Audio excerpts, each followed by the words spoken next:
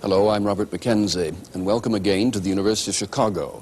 It was here in 1976 that Milton Friedman, professor of economics, learned that he'd been awarded that year's Nobel Prize for economic science. The university is, in a sense, his intellectual and professional home, and that's why Free to Choose has been coming here for the past several weeks. Now, the subject tonight is education, and it's often pointed out that there's intense dissatisfaction in many quarters with the state of public education. Billions poured in of taxpayers' money, yet too many youngsters leaving school without adequate skills in reading and other such equipment they'll need later on in life. Well, now, when that happens, what can be done about it? Milton Friedman, himself a teacher most of his life, has diagnosed the problem, and he believes he has a solution, as we'll see in this film.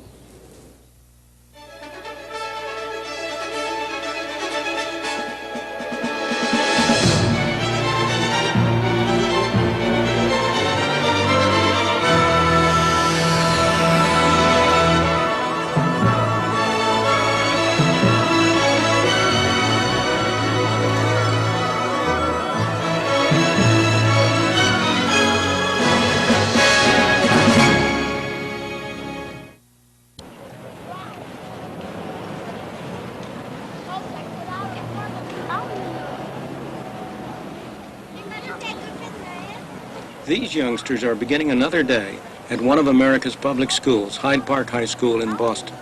What happens when they pass through those doors is a vivid illustration of some of the problems facing America's schools.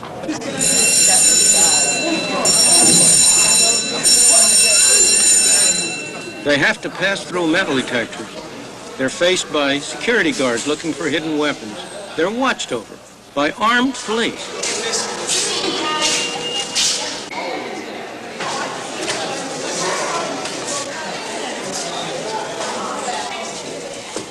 Isn't that awful? What a way for kids to have to go to school through metal detectors and to be searched. What can they conceivably learn under such circumstances? Nobody is happy with this kind of education. The taxpayers surely aren't. This isn't cheap education. After all, those uniformed policemen, those metal detectors have to be paid for.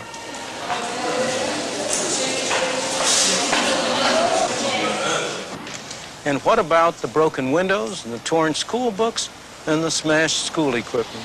The teachers who teach here don't like this kind of situation.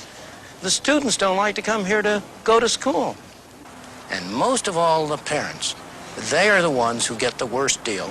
They pay taxes like the rest of us. And they are just as concerned about the kind of education that their kids get as the rest of us are. They know their kids are getting a bad education.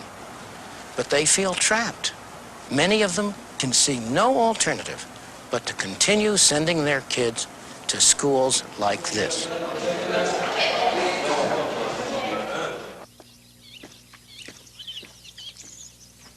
To go back to the beginning, it all started with the fine idea that every child should have a chance to learn his 3 R's.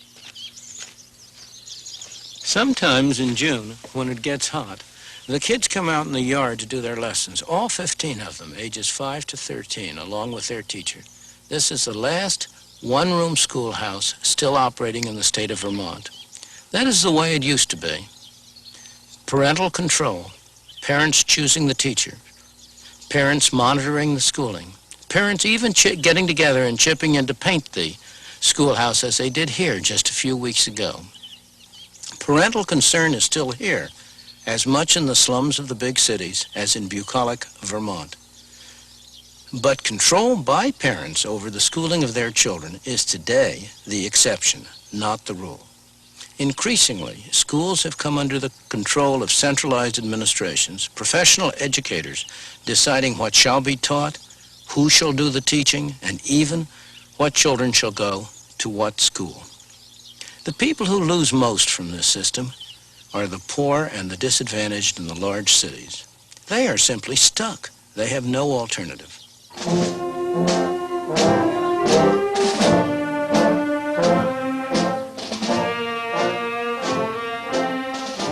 Of course, if you're well off, you do have a choice. You can send your child to a private school, or you can move to an area where the public schools are excellent, as the parents of many of these students have done.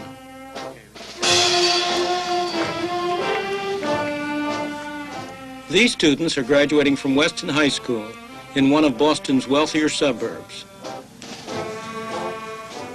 Their parents pay taxes instead of tuition, and they certainly get better value for their money than do the parents in Hyde Park. That's partly because they've kept a good deal of control over the local schools, and in the process, they've managed to retain many of the virtues of the one-room schoolhouse. Andrew Green, Margaret R. Torrey. Students here, like Barbara King, get the equivalent of a private education. They have excellent recreational facilities. How does his plan differ? They have a teaching staff that is dedicated and responsive to parents and students. Barbara. He's decisive. He's a red. There's an atmosphere which encourages learning. Yet the cost per pupil here is no higher than in many of our inner-city schools. The difference is that at Weston, it all goes for education and that the parents still retain a good deal of control. Unfortunately, most parents have lost control over how their tax money is spent. Ava Bell goes to Hyde Park High. Her parents, too, want her to have a good education. But many of the students here are not interested in schooling.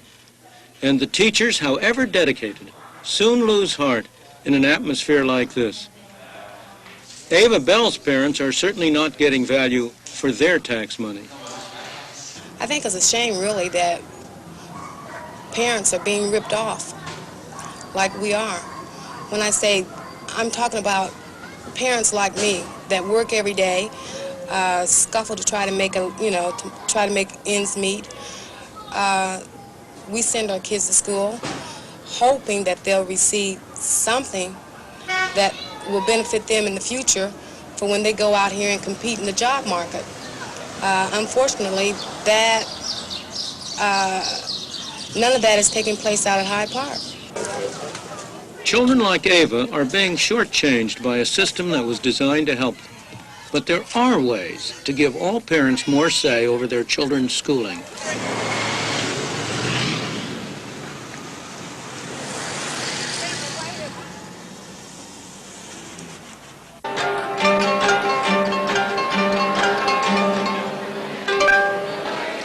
This is a fundraising evening for schools supported by a voluntary organization, New York's Inner City Scholarship Fund.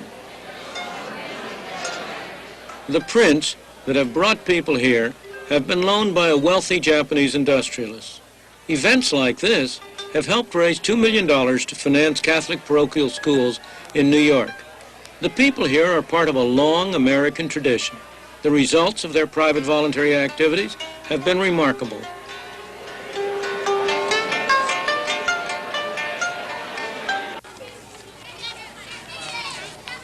This is one of the poorest neighborhoods in New York City, the Bronx.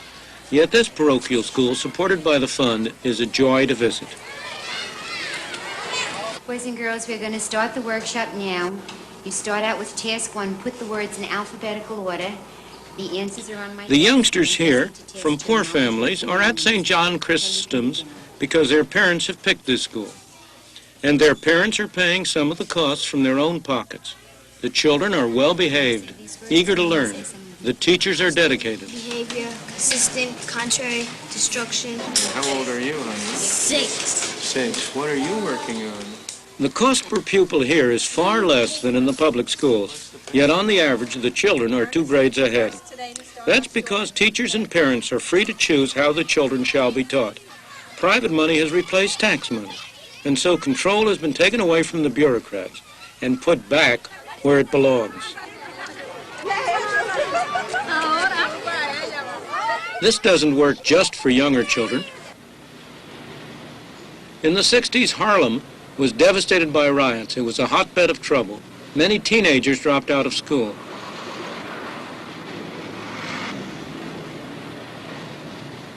Groups of concerned parents and teachers decided to do something about it. They used private funds to take over empty stores, and they set up what became known as storefront schools. One of the first and most successful was Harlem Prep.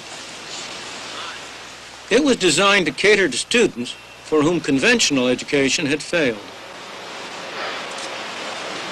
Kennedy was a very dangerous president in the sense that he was excessively popular. Many of the teachers didn't have the right pieces of paper to qualify for employment in public schools.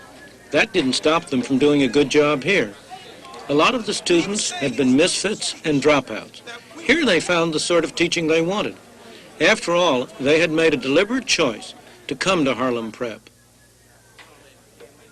It was a very successful school. Many students went on to college, and some to leading colleges. But after some years, the school ran short of cash.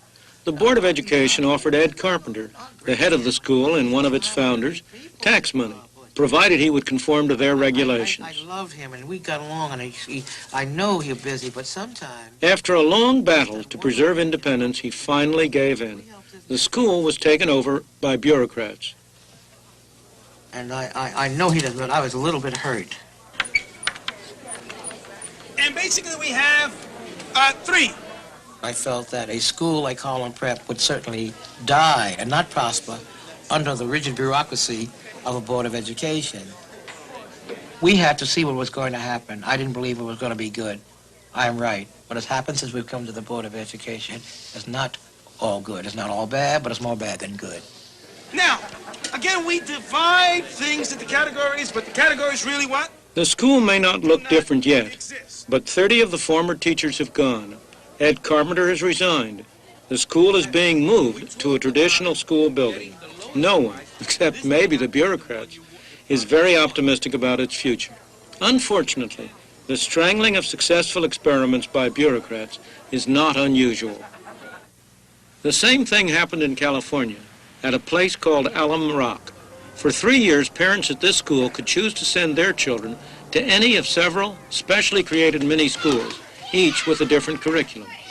The experiment was designed to restore choice to those who were most closely involved, the parents and the teachers. Probably the most significant thing that happened was that the teachers, for the first time, had some power, and they were able to build the curriculum to fit the needs of the children as they saw it. The state and local school board did not dictate the kind of curriculum that was used in McCollum School. The parents became more involved in the school. They attended more meetings.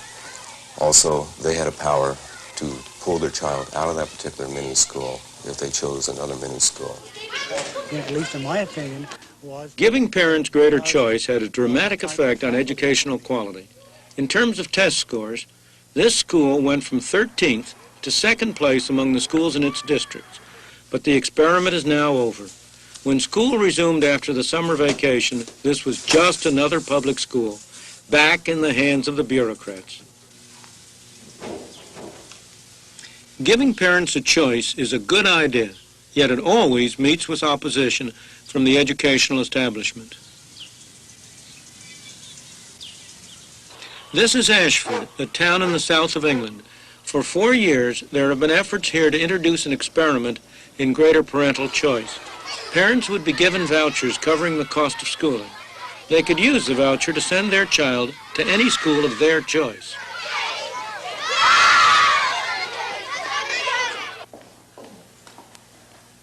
I have long believed that children, teachers, all of us, would benefit from a voucher system.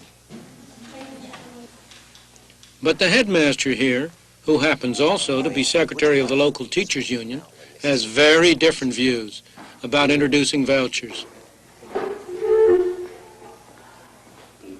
We see this as a barrier between us and the parent. This sticky little piece of paper in their hand, coming in and under duress, you will do this or else. We make our judgment because we believe it's in the best interest of every Willie and every little Johnny that we've got, and not because someone's going to say, if you don't do it, we will do that.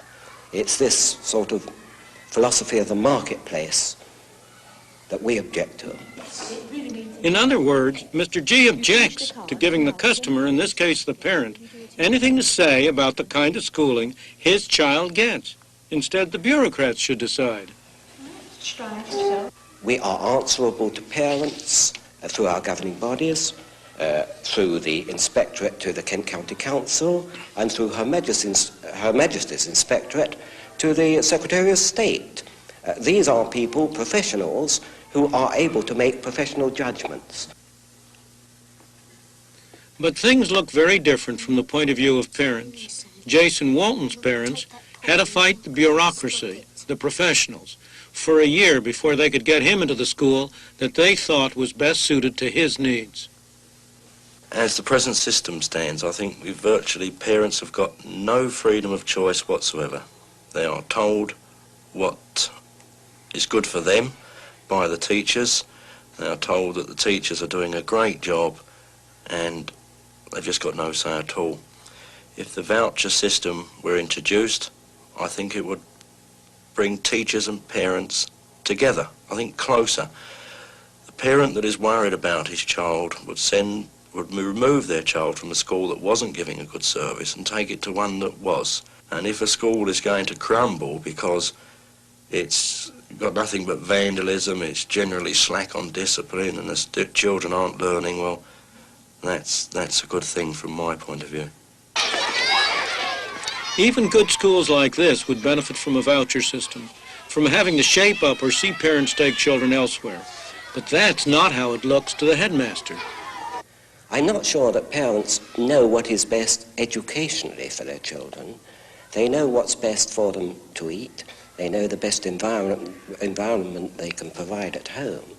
But we've been trained to ascertain the problems of children, to detect their weaknesses, to put right those things that need putting right. And we want to do this freely, with the cooperation of parents, and not under any undue strains. Well, I can understand the teacher saying, yes, it's a gun at my head, but they've got the same gun at the parent's head at the moment. The parent goes up to the teacher and says, well, I'm not satisfied with what you're doing, and the teacher can say, well, tough. You can't take him away, you can't move him, you can't do what you like, so go away and stop bothering me. That can be the attitude of some teachers today, and often is. But now that the positions are being reversed and the roles are changed, I can only say tough on the teachers. Let them pull their socks up and give us a better deal and let us participate more. In America, there is one part of education where the market has had extensive scope. That's higher education. These students attend Dartmouth College, a private school founded in 1769. The college is supported entirely by private donations, income from endowment, and student fees. It has a high reputation and a fine record. 95% of the students who enroll here complete their undergraduate course and get a degree. The students here pay high fees, fees which cover most of the cost of the schooling which they get. Most of them get the money from their parents, but some are on scholarships provided either by Dartmouth or by outside sources. Still others take out loans to pay the costs of schooling, loans which they will have to pay back years later. Still others work either during the school year or during the summer to pay the costs. Many students work in the college's own hotel. This girl is helping to pay her own way, which is pretty good evidence that she's serious about getting an education. Lovely sauce with the fish. Sure, it's a lemon and butter sauce. Would that be okay? Parents of prospective students come here on shopping expeditions to check out the product before they buy. What you have here is a private market in education. The college is selling schooling. The students are buying schooling. And as in most such markets, both sides have a strong incentive to serve one another. For the college, it has a strong incentive to provide the kind of schooling that its students want. If it doesn't, they can simply pick up and go elsewhere. For the students, they want to get their money's worth. They are customers, and like every customer everywhere, they want to get full value for the money they are paying. Really would like to know where the chromium is binding on these nucleotides. There is some stuff you want to put some more. And so, much of the success here comes from the fact that students understand precisely the costs involved, and they are determined to get their money's worth. Different compounds elute. They send you sheets saying how much everything costs all the time so that you know exactly, you can break it down per lecture. And when you see each lecture costing $35 and you think of the other things you can be doing with the $35, you're making very sure that you're going to go to that lecture. Many of the buildings and facilities at Dartmouth have been donated by private individuals and foundations. Like other private universities, Dartmouth has combined the selling of monuments with the provision of education, and the one activity reinforces the other. Full program in women's studies. The students, in effect, earn part of their keep by helping to solicit alumni for contributions, knowing full well that they will be solicited in their turn. If we could get any sort of pledge from you, it would be greatly appreciated. It's another way in which the real value of education is brought home. Right. Well, I can't tell you how much the alums... Really, it's because of your donations and people like you that I'm able to go to Dartmouth. Otherwise, I'd be paying more than $12,000. Well, thank you. You pay about 50% of our tuition. I don't know if you're aware, but that's fine. Actual pledges and half. This may not be the usual idea of an economic market, but it is nonetheless a marketplace where buyers can choose and sellers must compete for custom. For the 1978 Right, I realize that too. What happens when the educational market is distorted? Look at state colleges and universities. Their fees are generally very low, paying for only a small part of the cost of schooling. They attract serious students, just as interested in their education as the students at Dartmouth or other private schools. But they also attract a great many others. Students who come because fees are low, residential housing is good, food is good, and above all, there are lots of their peers. It's a pleasant interlude for them. The University of California at Los Angeles. For those students who are here as a pleasant interlude, going to class is the price they pay to be here, not the product they are buying. We frequently wind up with people who cannot compete favorably with even the average person here.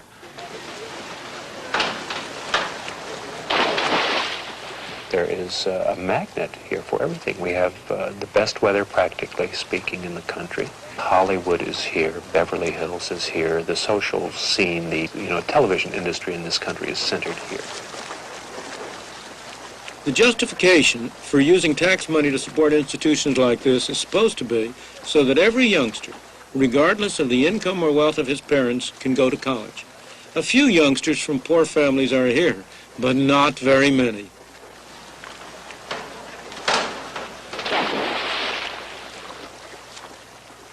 Most of these students are from middle and upper income families, yet everybody, whatever his income, pays taxes to help support these institutions.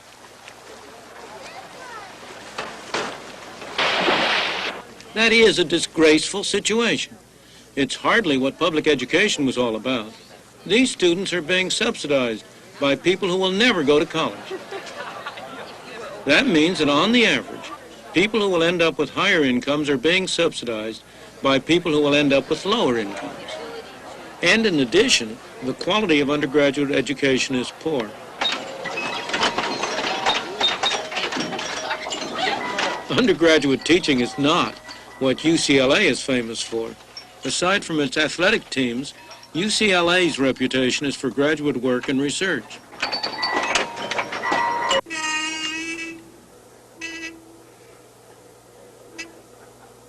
Faculty members have every incentive to do research.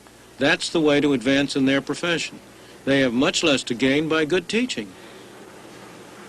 I think we ran well over, didn't we? Appreciate everybody staying.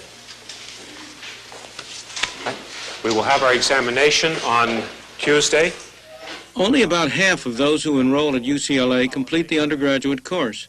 Compare that with the 95% at Dartmouth who finish the work for their degrees. What a waste of student time, and what a waste of taxpayers' money.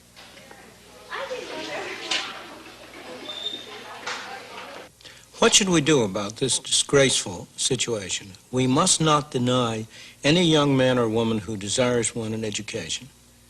Everyone who has the capacity and the desire to have a higher education should be enabled to do so, provided they are willing to undertake the obligation to pay the costs of their schooling, either currently or in later years out of the higher income that their education will make possible.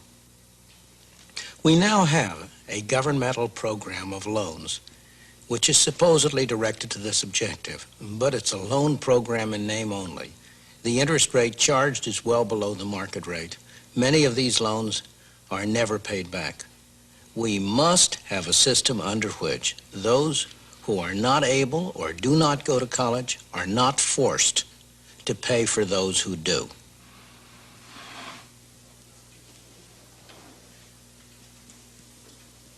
As we've seen, the market works in education. When people pay for what they get, they value what they get. The market works in higher education. The state of being uneducated, you don't know enough. It can also work at the level of primary and secondary education. Ignorant, right.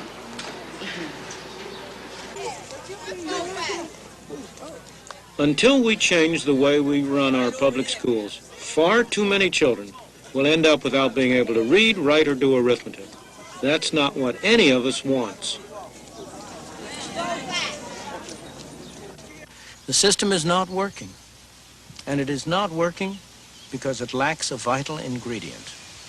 The experts mean well, but a centralized system cannot possibly have that degree of personal concern for each individual child that we have as parents. The centralization produces deadening uniformity. It destroys the experimentation that is a fundamental source of progress. What we need to do is to enable parents, by vouchers or other means, to have more say about the school which their child goes to, a public school or a private school, whichever meets the need of the child best. That will inevitably give them also more say about what their children are taught and how they are taught. Market competition is the surest way to improve the quality and promote innovation in education as in every other field.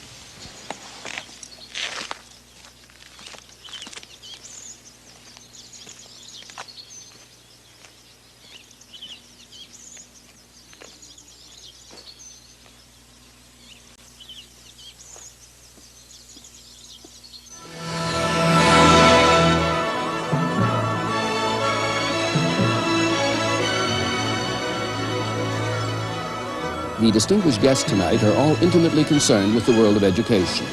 So let's find out how they react to Friedman's analysis. I think it's very foolish to throw out something that you've got and that has some shortcomings but is very, very good in order to try out someone's pet ideas. Well, before we ask Milton to reply to that, let's get other views on that same quotation.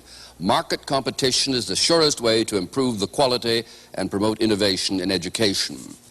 John Coons. Well, of course, there's enormous evidence that that is exactly right.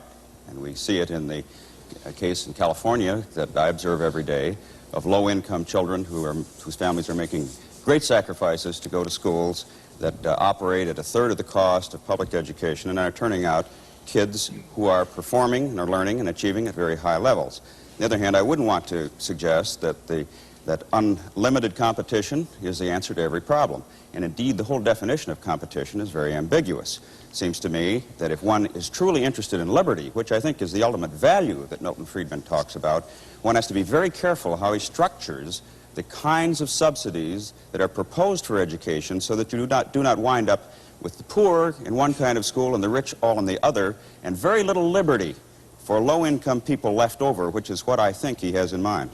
That is, I don't think he has that result in mind. He has the hope in mind of liberty, but that it's going to need a certain kind of tailoring before it works that way. I think your remarks about free competition are very unfair for a very simple reason. You cannot have free competition where one group of schools must accept every single student who comes along, no matter what his physical or emotional handicaps or other problems.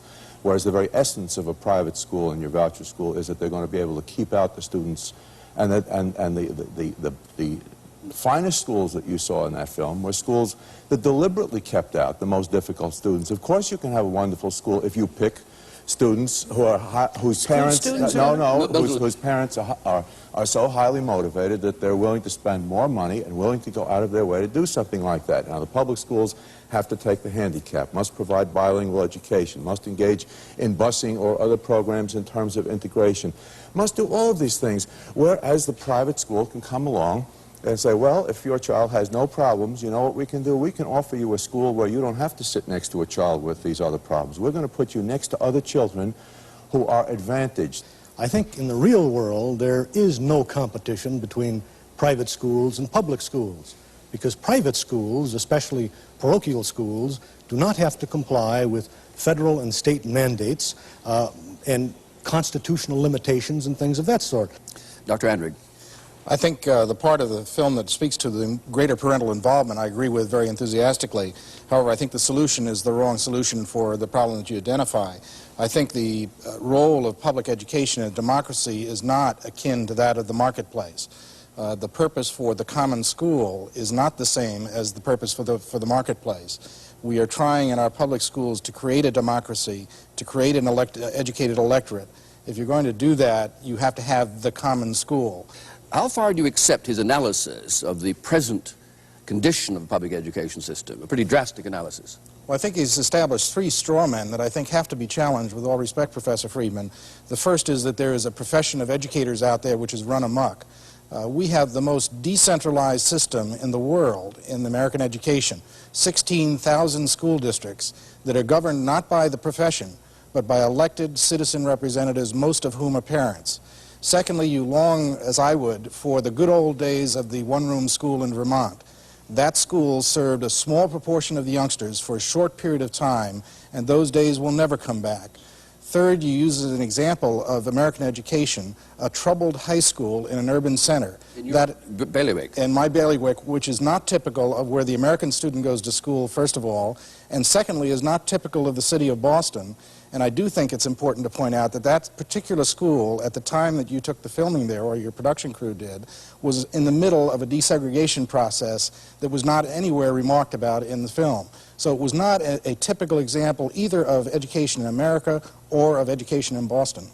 The one unsurprising thing about these comments is that all of the opposition to allowing the market work comes from people who have a very strong vested interest in the present public school system. I am not proposing, we are not proposing to destroy the public school system.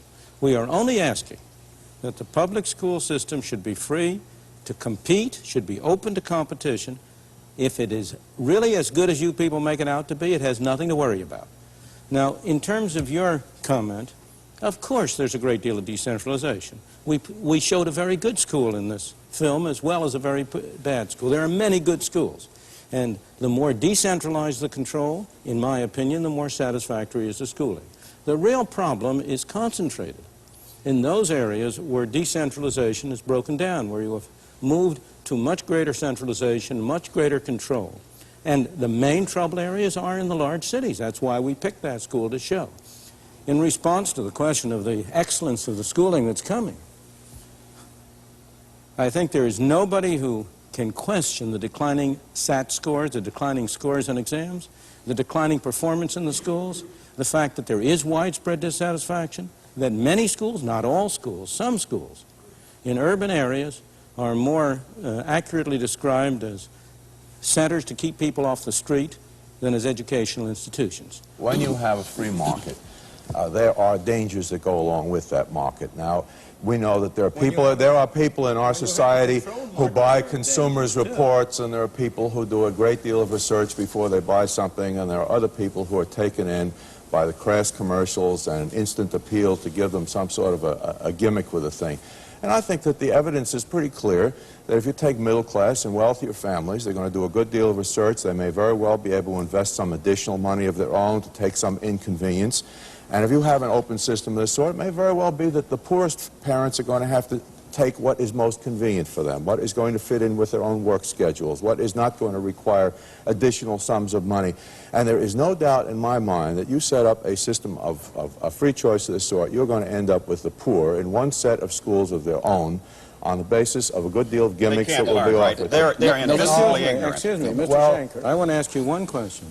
How do you explain the fact that there is no area of the free market, no area of the private market, in which the poor people who live in the ghettos of our major cities are as disadvantaged as they are with respect to the kind of schooling they can get? I want you to name me any aspect of the private market. They're not as disadvantaged in the kind of supermarkets they can go to. They're not as disadvantaged even in the kind of housing they can occupy as they are in respect of the kind of schooling their children can go to. What's your evidence for that? I don't think you have any evidence for that. They're trying to get out. They're trying desperately to get out. Families who have very low incomes are trying to get into the parochial schools that you're talking about. And they're trying to get out of the slums, and they're trying to get into different neighborhoods. They're trying to do all sorts of things. They're doing better on that. They're doing better on that. And instead, in a free choice system, you would have more heterogeneous schools, in my opinion. Far less segregation by social and economic class than you now have. Because now what Dr. Henry? Yeah, it just doesn't hold up by the very examples you've used. Excuse me, it so happens that right now, the parochial schools are the only alternative really available to low-income people. Do they take all the children who want to get in? The reason for that is that it's very hard to sell something when other people are giving it away. Anybody who wants to send his child to a non-public school has to pay twice for it, once in the form of taxes and once in the form of tuition. Under the kind of voucher scheme that Jack Koons and I would support, that difficulty would be eliminated. You would now have a situation in which the low-income people would have the kind of bargaining power, the kind of possibility of choice that those of us who are in the upper income groups have had all along. I want to move Jack Koons. Jack Koons, I want you to come in now.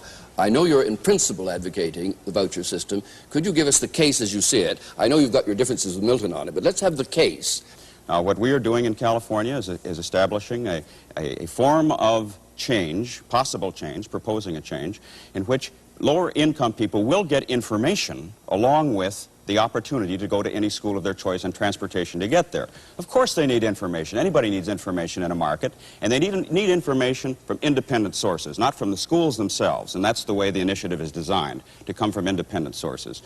Now, we believe that ordinary people can make the best judgments for their children about where they should go if they're given good professional advice. And it also helps teachers because they can, for the first time, be professionals. They can act like real professionals because they don't have a captive audience. They don't dominate their client, they respect their client, and they deal with them on the basis of contract. What could be better for teachers than for the first time to become people who are dealing in a democratic and respectful way with clientele instead of with captives? I am concerned that voucher systems will lead towards havens for white flight, will lead towards a dual school system in the sense that you have one school system operating under one set of rules, the other school system, the public school system, operating under carefully articulated educational policy in any given state. In fact, and that's why I think in Los Angeles County, the movement to private schools last year was less, a smaller percentage than in the statewide pattern. You may have 5 or 10% of the students who have very severe problems and come from families with very severe problems. And those students take up 95% of the time of the teachers and the administrators, and the other children aren't getting an education. Now, you're going to set up your voucher school. Are your voucher schools going to accept these tough children? You bet they are. Well, they accept these. And those kids, if they accept those children, I'll tell you what's going to happen. Okay, you tell me and then I'll tell you. What's going to happen is that the parents of all the other children are going to move right out and go to another school, because ultimately you're going to have to deal with hardcore problems. John Koons. Whether it's in a private school or whether it's in a public school. In other words, that kid isn't tough in the school that he's in because he's stuck there. He's just a rotten, tough kid. He may be a kid with a lot of problems, not rotten. You can't imagine a situation where if he were given choice and allowed to go to a school that he liked and to which he would connect emotionally, that he would no longer be a troublemaker, but that he would like to stay in a place where he has chosen and would therefore do what is necessary to stay there and to learn. You know, I don't think you've been near schools or classrooms for a heck of a long time. I happen to have 5 kids who've done a lot of time in public and private schools both. We're not talking about the problems that your children face. Let's surround the table. I have to get to this point because I think it's a very crucial one. I don't think Mr. Schenker is saying that you should never use a doctor if you have cancer, who hasn't himself had cancer. No, Let's get rid of the idea that the only people who are competent to judge about whether a school is good or bad is a parent who at the moment has children in that school. The plain fact is that children are not born troublemakers. They do not emerge from the womb. Some of them do, of course, but most of them do not. Most of the cases of the tough kids in the schools you're talking about are tough kids because they're lousy schools, because the schools do not evoke their interest, because the school does not attack. You're dead wrong. You're Give dead. them choice. Wait a minute now. Greg answering on this one. Milton, it's not often I have a chance to tell a professor he's wrong, but with all respect, Professor, the problems that you see in the urban schools of this country are not problems of the schools. They're problems of poverty. And they're problems of what do you do when, for demographic and sociological and economic reasons in a country like ours, you begin to concentrate those people who are poor in the inner and older parts of the cities of our country. That's when the problem comes. And it's not just a problem of schools. It's a problem of housing, of jobs, of medical care, of social services, and the same problems crop up. And to say that the answer to that is take one part of that element and say just set up a competitive marketplace is not dealing with the problem. The problem is the problem of poverty. We've dealt with the problem. I am struck with the anomaly that arises out of any of this discussion of the voucher system. The facts are that government support, call it subventions, call it direct aid, call it grants and aid, call it vouchers, call it anything, will lead ultimately to government control of the private schools, thus undercutting the alternative nature of private schooling and hurting it at its very source. Well, then you ought to look at our initiative. With that on the higher education level, you had the whole GI Bill. Did the GI Bill really lead fundamentally to control of all the schools? There's a fundamental difference between government giving money to an institution, to a school. That does lead to control directly. And government giving money to people to use. The food stamps don't determine what people buy with their food stamps. They may be a good or a bad program. That's not my point. My point is that don't underestimate the crucial difference between making money available to parents to spend as they choose to exercise their judgment and making money available to institutions like schools, which they spend subject to all the conflicts which they have with school teachers and others. You use Dartmouth as an example, and I think the concerns that I have about the voucher systems, the various ones proposed, is not with the one applicant that can get accepted to Dartmouth, but with the 8 applicants that don't get accepted to Dartmouth. What's going to happen to that group of youngsters? You can have a situation in the free marketplace where everybody takes the cream. But what about the youngster that doesn't measure up? What about the youngster that's a risk? It seems to me that some of the greatest leaders of this country were people that would have been rejected by Dartmouth and most of the Ivy League schools. Let's get other views on this, then we'll come back to you. I just want to comment, because I have to comment on 2 points, the one he made earlier about poverty and this one. But on this one, Dartmouth is one of the best examples of the private schools. UCLA is one of the best examples of the state schools. That's why we chose them. There are many other private schools which are not as selective and are available to people who can't make the Dartmouth cut. There are many other public schools, state schools, that are less advanced than UCLA and the California system. There are all sorts of grades of schools. But the difference between the two is the same at lower levels. Now, I do want to make one comment going back to your poverty thing, and that is that, first of all, other programs in this series deal with the issues you've raised. But second, do not underestimate the role which bad schooling provided by our present governmental mechanism has played in creating poverty. It's been a major source, particularly among black and white teenagers coming up to the slums. It's been a major source of their difficulties of getting out of the trap of poverty. So it's not a one-way relation between poverty and the schools. The schools have themselves bear a great deal of responsibility. The reason the schools bear it, and it isn't the schools directly, it's that we don't put enough resources in for children who need special and additional help because they are not getting it in their homes, or they're not getting the same sort of support in home and community as middle-class kids do. And then we wait until a child is 16 or 17 and drops out, and then we provide a youth employment program for them where we spend between $5,000 and $10,000 to try to undo what could have been undone in the first, second, and third grade if we had a decent investment in the public schools. I have never yet known anybody who was trying to defend a government program who didn't say all its evils came from the fact that it wasn't big enough. Now, the fact is... Would you think the children with problems need the same amount of education and the same amount of investment as children who don't have special problems? Some facts. The number of students in schools has been going down. The total expenditures on schools, allowance being made for inflation, after allowing for inflation, has been going up.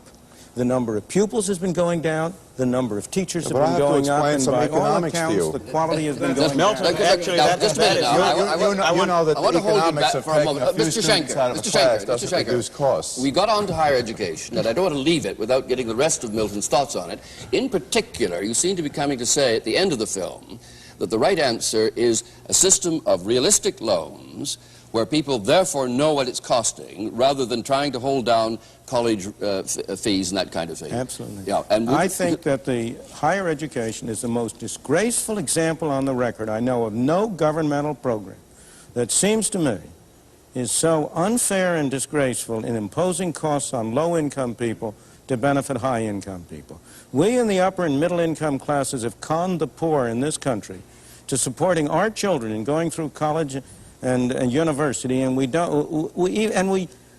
scream to the treetops about how disinterested and how public-spirited we are. We ought to have a system under which everybody who wants to go to college can go there. He has to pay his own way, either now or later on.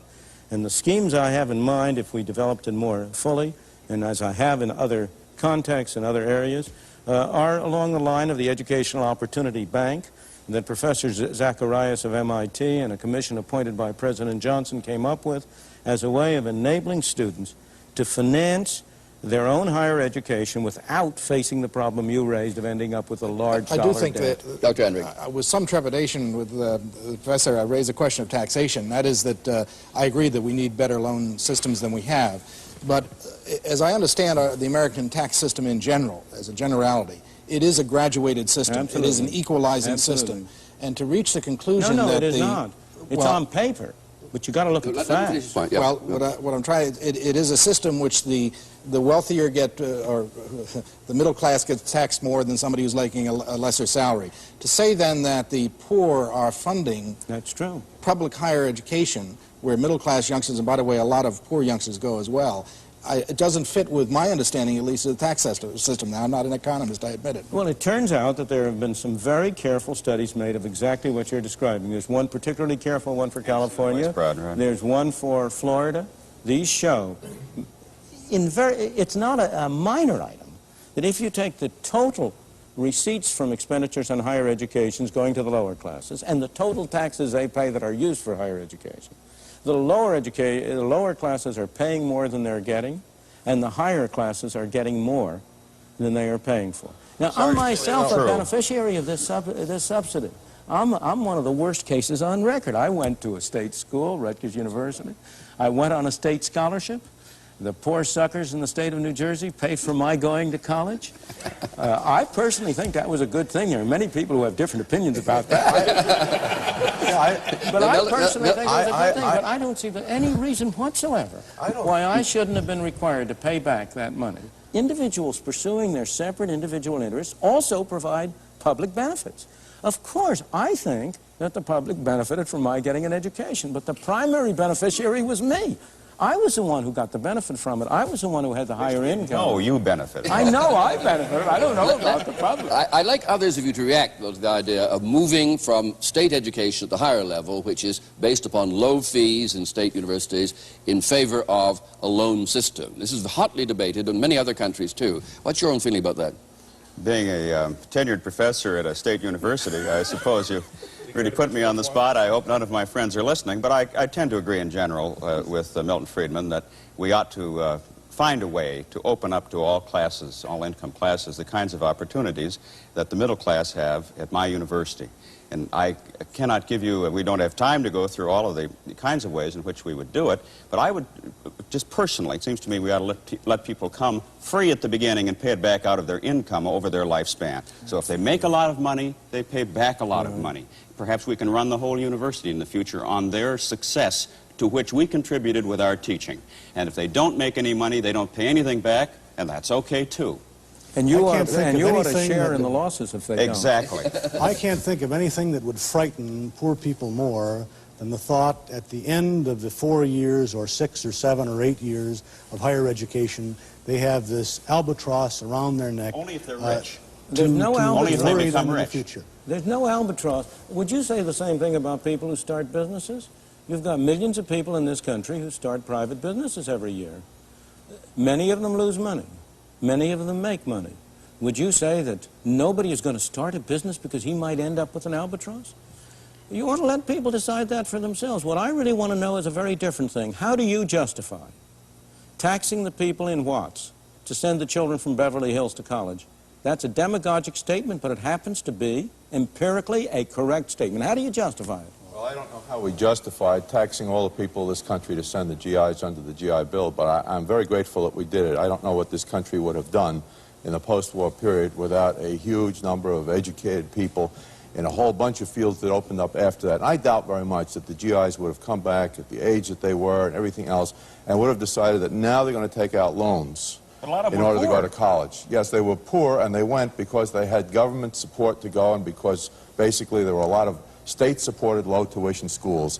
And if you didn't have the state schools and if you didn't have the government support, we would have been without those people, and I don't know what would have happened either to our strength or to our economy without that. The history of this country goes back a little bit before 1945.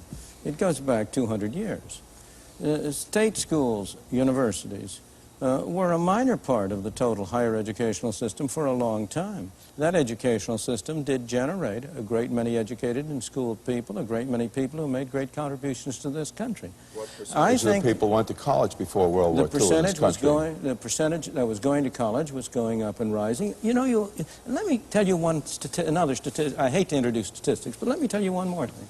Do you know that the percentage of the students at private universities who come from low-income classes is higher than the percentage of students at state universities, at government universities that come from the lowest income classes? Yes, they're there with government assistance.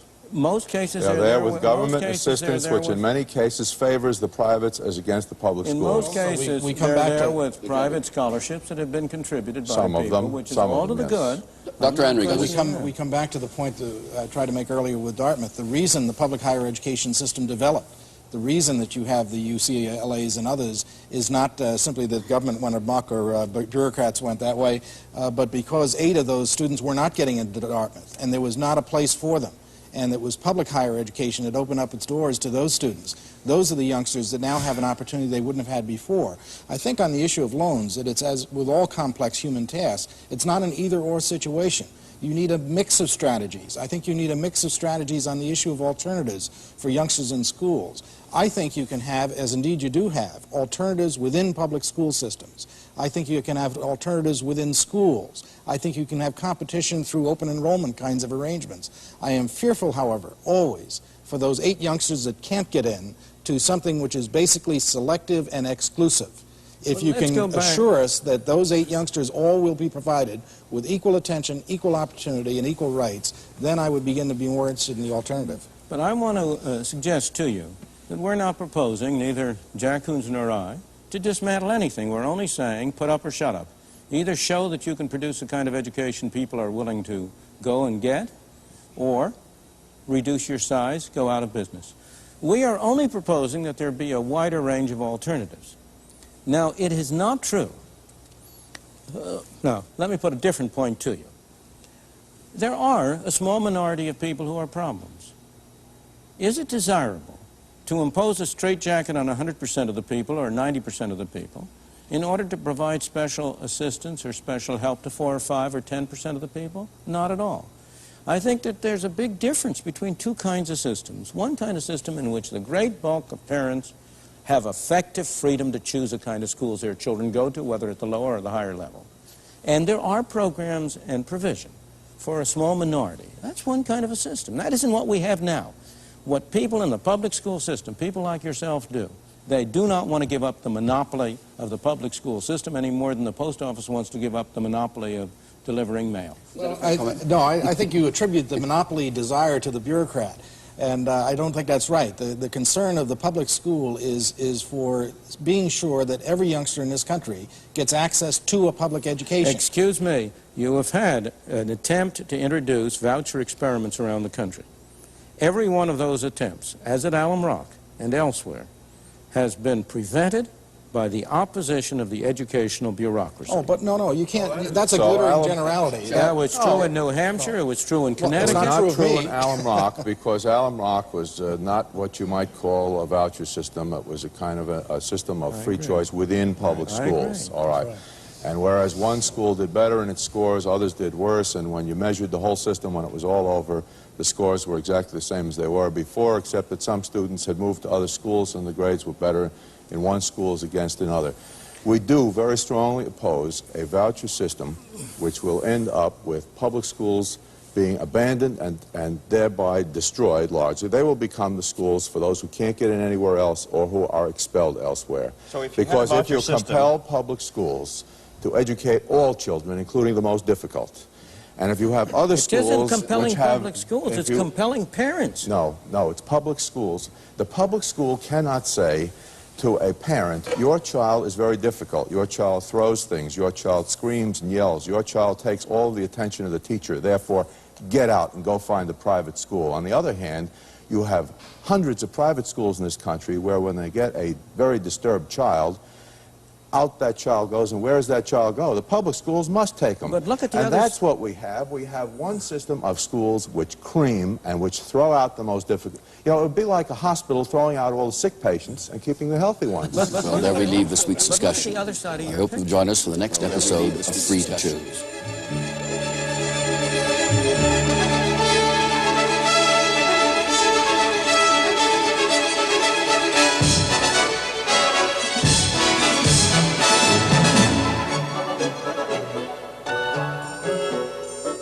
Should consumer protection agencies have the right to decide for us what we eat and drink and wear? Should government bureaucrats have the power to rule on what medicines doctors are allowed to prescribe? Or should we all be free to decide for ourselves? Don't miss Free to Choose next week.